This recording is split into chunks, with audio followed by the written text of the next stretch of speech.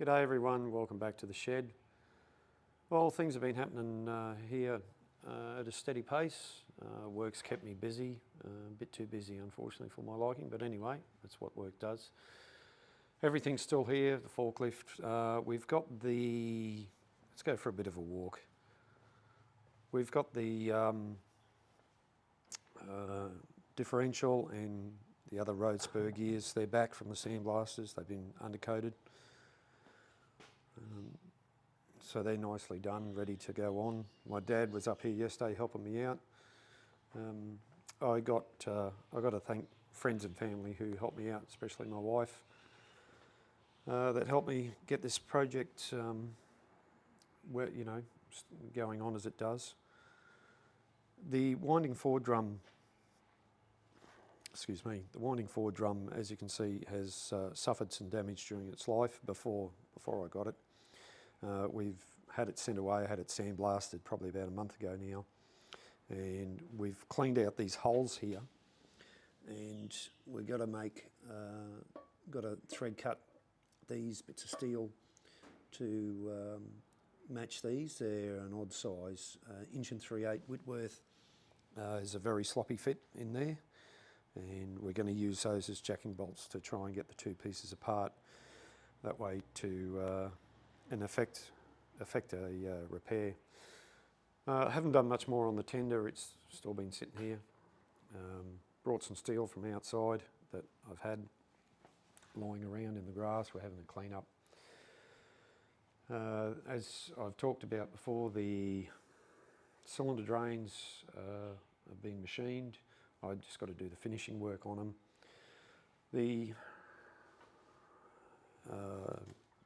spider gear shafts are a work in progress still. I've still got one more to go. In fact, this video is going to be about audio and what I use to get good audio on here, because that's one thing some YouTubers struggle with, is good audio. Most people who watch your content will watch it mainly because of the good audio, not because of the video quality or what it is about, but it's the quality of the audio. If you can't hear people talking or the person talking about what they're doing, there's no point watching. People turn off. I know I've made some crap videos, and it's one mistake that people make. And like everything, so I use the Rode Wireless Go 2 microphone. So there it is there, hooked into the iPhone is a receiver, that's the transmitter there. I've got two of those, so I could actually have two people. It comes with its own little cradle where you put them in and charge. That's what they look like. They work great. They've got various options, more options than you can poke a stick at really. Came with a bunch of cables. I brought this second hand, and just to up the game. But where things break down, and I've learnt by mistakes like we all do, is that when you're on the lathe, whoops, we're going around here. When you're on the lathe makes totally different noise to say what your voice is, and it overpowers your voice. So myself included, excuse me, and other YouTubers try and talk when the lathe is running, and you just can't understand what the person's saying. There's probably apps out there that can do editing and things like that, but it's the frequency of the noise and so on that really ruins it. So when I'll do a demonstration now and give you an idea of what the audio sounds like when the machine's not running, like it is now, and when the machine is running. All right, so just hang on a second. Right, we're back again. So the picture-in-picture is still going to be there. That's my hand, hello. But you'll still be able to hear me, and this will give you an idea. So I'll just run the lathe. So standard speed, 460 RPM, and I won't talk over it.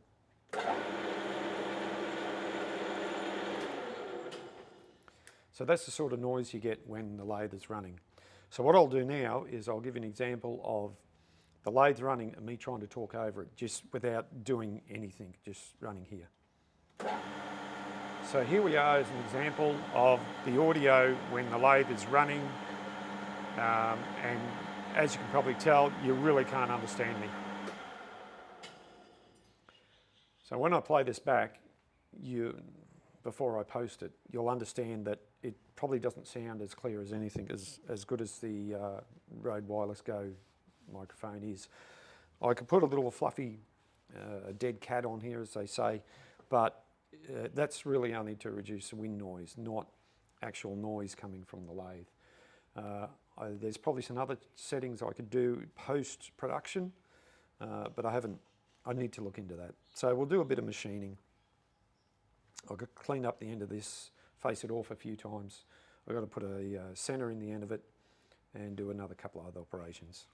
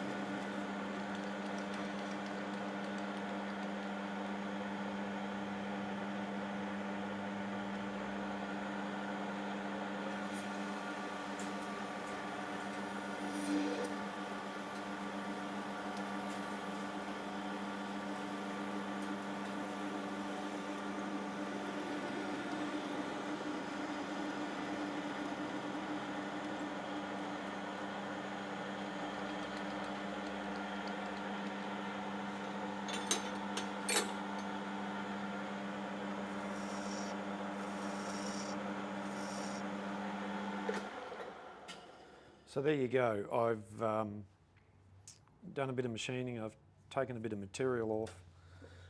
It's always good practice. As you see, I would have grabbed the lathe file and just taken the edge off, but just broken the edge. That way it's not sharp and you're not going to cut yourself or anything like that. So hopefully this video helps. Hang on, I'll come back over here. Hopefully this video helps you understand what's involved.